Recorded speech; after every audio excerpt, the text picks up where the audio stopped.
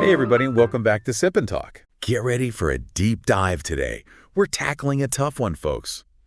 We're talking about whether China's global image, how it's seen around the world, is affecting how people see other Asians, especially over here in the West. Interesting. Yeah, and I gotta say, it's not just some theoretical debate we're having here. It hits close to home. Yeah, we got a listener story that really illustrates this whole thing, and it's kind of a tough one, to be honest. So this listener, they were traveling in Europe, just minding their own business, right? Right. And out of nowhere, this stranger just throws this, nasty slur at them. The kind you usually hear directed at, Chinese people. Oh, I see where this is going. Yeah. But here's the thing, our listener, they're Taiwanese, not Chinese. Talk about insult to injury, right? Yeah, that's rough. I can see why they'd be upset. Absolutely. So that's kind of our mission today. We got to figure out why this kind of thing keeps happening, and maybe even more importantly, what can we actually do about it? Luckily, we've got our expert here to help us sort through all of this. Where do we even begin with this, huh? Well, I think the first thing to acknowledge is that, unfortunately, negative perceptions of China are pretty widespread these days. And sadly, that can and often does kind of spill over onto other Asian groups. Yeah, it's like people just see Asian and don't even bother to consider, the incredible diversity, all the different countries, cultures, histories. Right, exactly. It's like judging a whole book just by its cover. You're missing the entire story. 100%. But before we get into the why behind all this, I'm curious, how bad is it really? Are we talking about a few isolated incidents, or is there, actual data to back this up? Oh, there's definitely data. The Pew Research Center, they did a pretty extensive study back in 2020 across 14 developed countries. Okay, so a pretty wide sample size. Yeah, and the results, they were pretty startling, to be honest. On average, a whopping 78% of people in those countries held unfavorable views of China. And that was even before the pandemic hit. 78%, that's a lot of negativity floating around out there. It is. And, it's not just attitudes either. Look at the data from Stop AAPI Hate. They documented over 9,000 anti-Asian hate incidents in the U.S. alone, just between 2020 and 2021. And a lot of those victims, they weren't Chinese at all. Man, that's heartbreaking to hear. It really does seem like there's this spillover effect where the negativity towards China just kind of splashes onto anyone who, looks East Asian. Exactly. And it's even more prevalent in places where people might not have as much exposure to, the richness and diversity of Asian cultures. Yeah. It's easier to generalize when you're not familiar with the nuances. Right. It's like if all you've ever seen is one shade of blue, you might think that's all there is. Exactly. But there's a whole spectrum out there. A whole rainbow of cultures, yeah. Okay, so we've established that the global vibe toward China, let's just say, it ain't exactly sunshine and rainbows. Definitely not. But the million-dollar question is, WHY? What's fueling all this negativity? Well, one major factor is geopolitical tension. China's rise as a global superpower economically, militarily, it's been pretty meteoric. And that's definitely ruffled some feathers, especially in the West. Yeah, is there a sense that China's trying to take over the world? That kind of vibe? Kind of, yeah. There's this narrative, this China threat narrative that gets thrown around a lot. And while there are some legitimate concerns about China's growing influence, we got to be honest about that. Things often get blown out of proportion. Okay, so real concerns, but maybe amplified a bit. Yeah, exactly. And, specific issues like the South China Sea disputes, the human rights situation in Xinjiang, all that stuff that gets a lot of media attention, which can further stoke those fears. So it's almost like these big, complicated international issues are trickling down and shaping how everyday people see each other. That's a great way to put it. It's international relations, but on a personal level, in a way. Right. And, I was reading that even in Japan, there's a lot of anxiety about China. A 2023 Pew survey found that a huge percentage of Japanese people, something like 76%, see China as a major threat. It's a big number, and a lot of that is driven by concerns about China's military activity, especially around the East China Sea and the Taiwan Strait. And, these anxieties, they can definitely contribute to those negative stereotypes and biases we were talking about. Right, it's all connected. But it's not just geopolitics, is it? There's got to be more to this negativity than just, international power struggles. Totally. We also have to consider the role of the media, especially Western media. There's often a heavy focus on the negative aspects of China.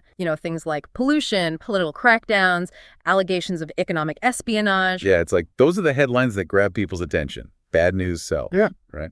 It does. And while those issues are definitely part of the picture, the coverage often doesn't give enough attention to China's positive contributions. Yeah. they've made massive progress in reducing poverty, developing their infrastructure. Right. It's always focusing on the problems, not the progress. Exactly. You constantly hear about things like China's surveillance technology on, say, the BBC or CNN, but you rarely hear about their efforts to build schools and hospitals in Africa, for example. It creates a very one-sided, incomplete picture. Yeah, it's like focusing on the blemishes and totally ignoring like the whole masterpiece, the bigger picture. Perfect analogy.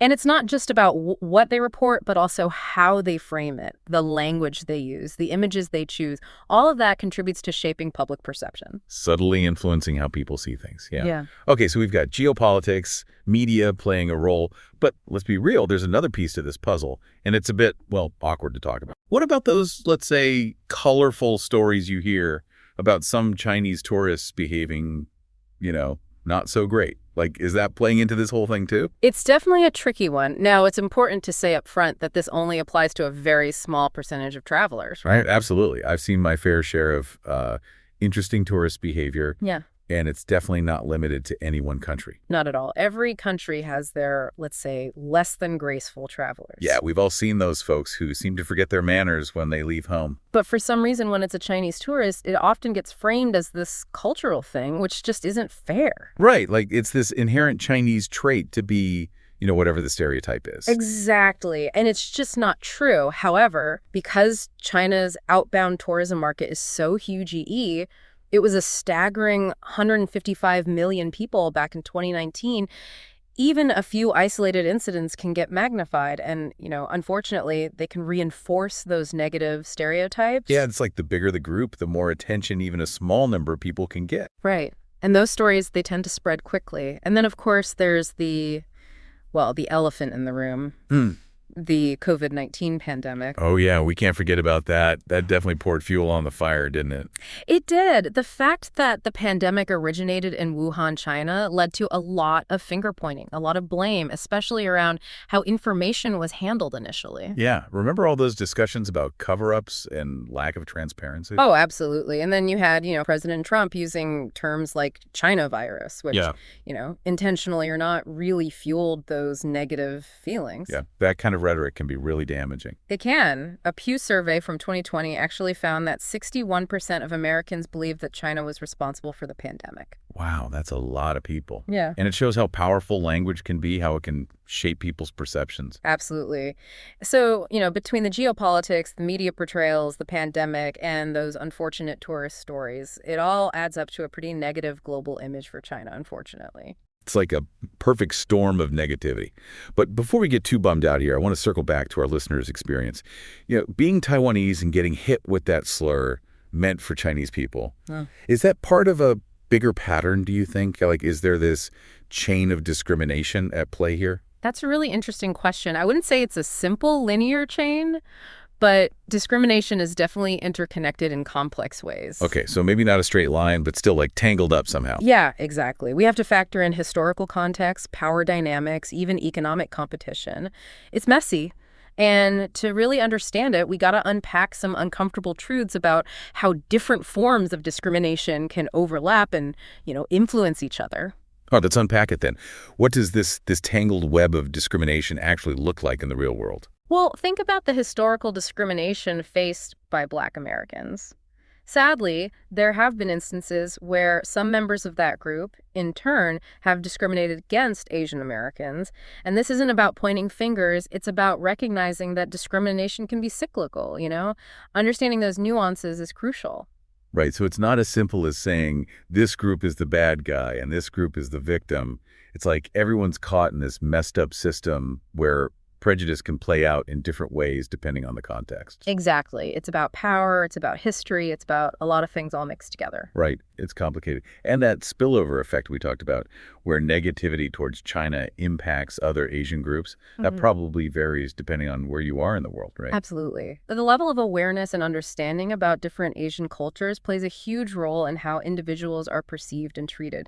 And that brings us back to your listener's question, What can people from Taiwan, Japan, Korea, how can they deal with being lumped in with those negative perceptions of China? It's got to feel pretty helpless. Like, how do you even begin to separate yourself from that? It's tough, no doubt. But there are things people can do, although I want to emphasize the burden shouldn't be on them to fix a problem they didn't create. One approach is to really lean into what's called cultural soft power. Okay, soft power. Sounds a bit like a spy movie. Right. But it's a good thing. It's basically using positive cultural influence to kind of, well, reshape perceptions. So like fighting stereotypes with, what, good vibes? Think about it this way. Think about the global popularity of things like Japanese anime, Korean K-pop, or even Taiwan's, vibrant democratic system. Highlighting those unique cultural contributions can help distinguish those nations from China in a more, let's say, positive light. Yeah, showing the world what makes each culture special, right? Not letting everyone get lumped together under this generic Asian label. Right. Show the nuances, the individual stories. Exactly. And speaking of Taiwan, I've actually heard of some Taiwanese people. When they travel, they use stickers or badges that say, "I am from Taiwan." Almost like a preemptive strike, to avoid being mistaken for Chinese. It's interesting, right? And while it might seem small, it speaks to this real struggle that a lot of people face.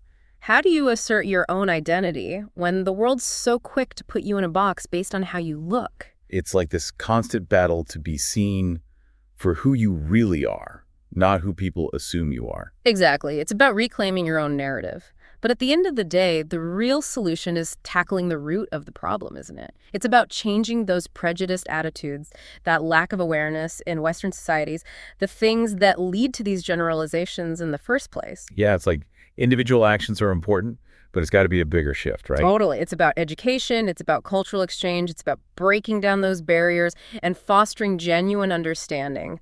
100%. And speaking of breaking down barriers, I want to circle back to our listeners' experience in Europe. Sadly, what they went through isn't unique. Being misidentified and then hit with that derogatory term, it's awful. But what do you do in that moment? If it happens to you right there on the street, how do you even respond? That's such a good question. And honestly, there's no one-size-fits-all answer. It depends on the situation, your own comfort level, so many things. Right. Everyone's different. But are there any, general strategies people can keep in mind? Just to feel a little more prepared, maybe. Definitely. First and foremost, safety is paramount. If you ever feel threatened or unsafe, the best thing to do is just remove yourself from the situation. Yeah, get out of there. Don't risk it. Exactly. But if you feel safe enough to respond, sometimes a calm, direct approach can be effective. Like, what would you say? Give us an example. It could be as simple as saying, "I'm not Chinese, I'm from your country," or "That term is offensive and I'd appreciate it if you didn't use it."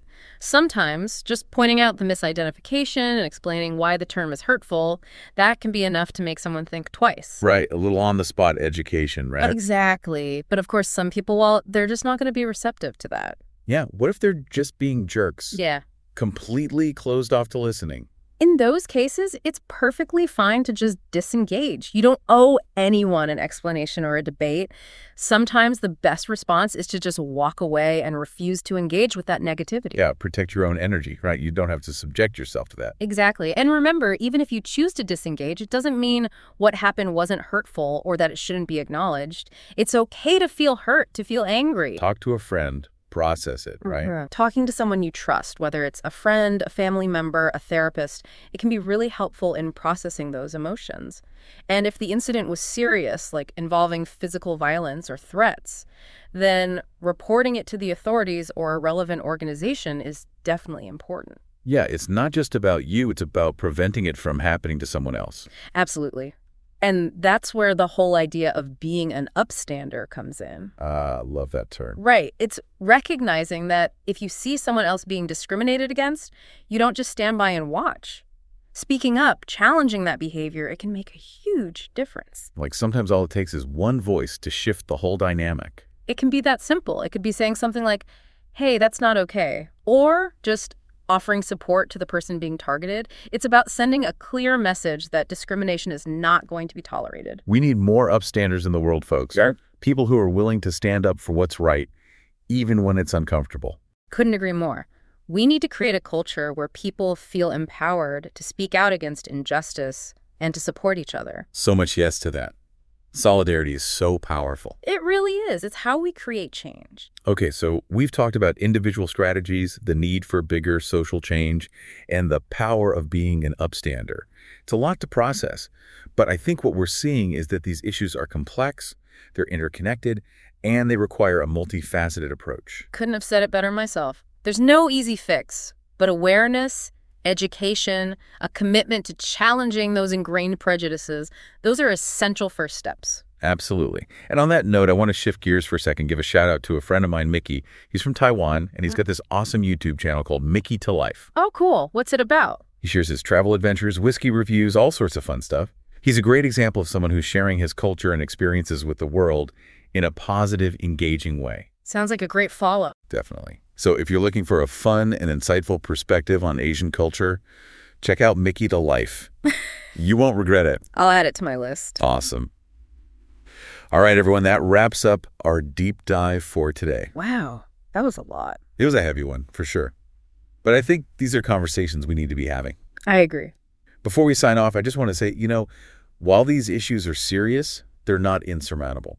Knowledge is power. And the more we understand about these dynamics, the better equipped we are to challenge them and hopefully create a more just and inclusive world for everyone. Couldn't agree more. Keep learning, keep questioning, and keep pushing for that better future. Yes, you got it. We'll catch you on the next deep dive.